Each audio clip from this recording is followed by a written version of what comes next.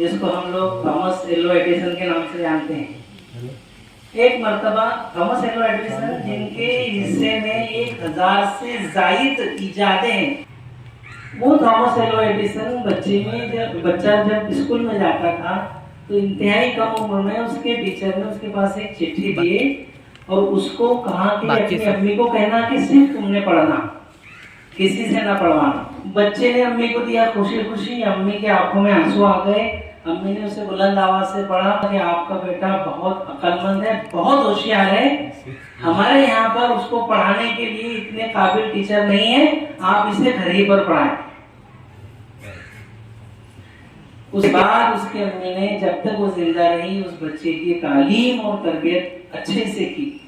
बच्चा उसकी माँ के इंतकाल के कुछ साल बाद एक अजीम साइंसदान के तौर पर दुनिया के सामने पेश हुआ।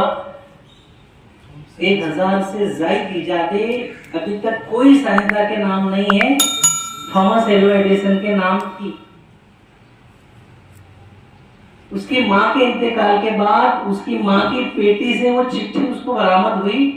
वो चिट्ठी पहचान गया जो टीचर ने उस पर तारीख डालकर भेजी थी।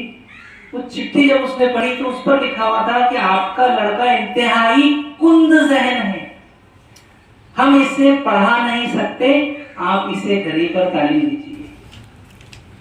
अगर उसकी माँ ये बात उस बच्चे को बता देती तो आज 1000 से ज्यादा इजादें हमारे सामने होती और ना थॉमस एल्वा एडिसन जैसा शख्स दुनिया का अजीम तरीन साइंसदान होता।